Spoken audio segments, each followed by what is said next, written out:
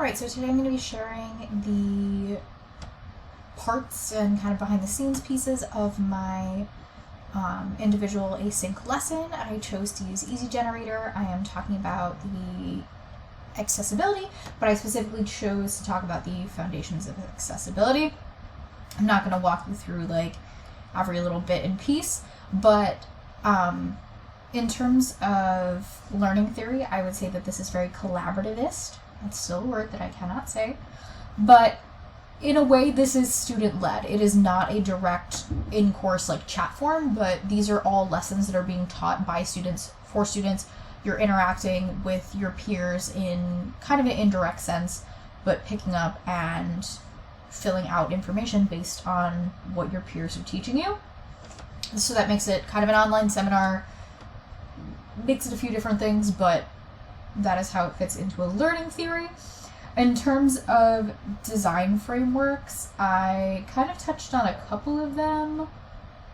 Apologies, I'm looking at my notes while doing this.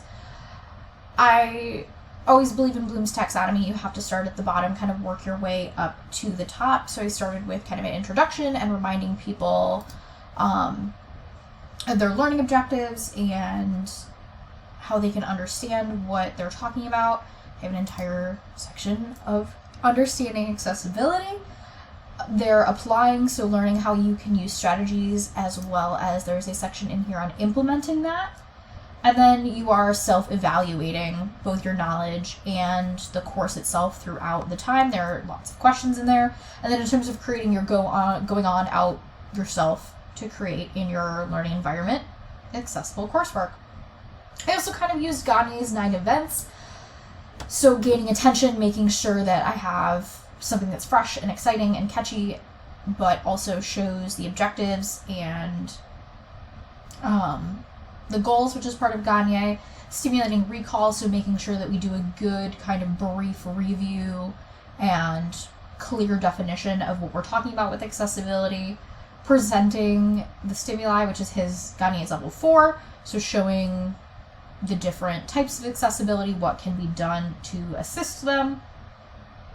Guidance on where students can get more knowledge, so why it's important, places to create strategies, and then of course my resources and links that I used at the end. A performance, so I would consider that, and my understanding would be some of the questions that you're asking, making sure that students can answer the questions as you go. Providing feedback, my evaluation form is in there. It had to be embedded through a Google form. And assisting in performance, understanding that same thing too. I'm learning how to navigate this. I also have my review in there. I have your evaluation, so you can take the time to evaluate the course survey, and the resources that I used, so where I got my information from.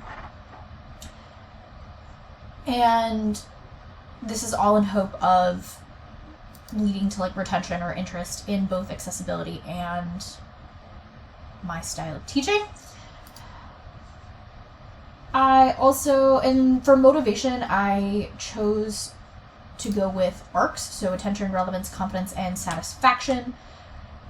So normally if we were over narrating this, my humor and my kind of personality would flow into in terms of attention, but I had to go with visuals and some crafty words for this. In terms of relevance, accessibility is extremely relevant. There is no denying that, so it kind of led to itself, but this is an online learning e-model, which also leads to the relevance. Confidence, so showing students their learning requirements, their objectives, their goals, so that they understand how they can meet their expectations and kind of what to expect. And satisfaction, having a question that answers right back to you on what you did, giving you feedback within the like little question sections of the readings, as well as the survey at the end. And there's lots of multimedia things in here, lots of pictures. There is even a video hiding, I think in here. Yep, in differentiated instruction. There is, no, just kidding, not in differentiated instruction. Ha ha ha, hold on. When you have to find things in your own project. Important accessibility. Ah, yes. Assistive technology. Here we go. A nice video talking about assistive technology and what you can do with the platform. But the platform itself is also multimedia based because you are being forced to use all kinds of different technology to move around in there. Mouse clicks, typing, drop down boxes, and some of like the questions if you chose to put in a question that required that. And then in terms of Kirkpatrick and evaluation, I did use just a Google form that's going to collect my data for me. So asking people what they thought, how they felt, if they learned anything, what they would change, and if they thought it was interactive or not. And that is the overview of how I applied all of our class concepts to my e-learning model.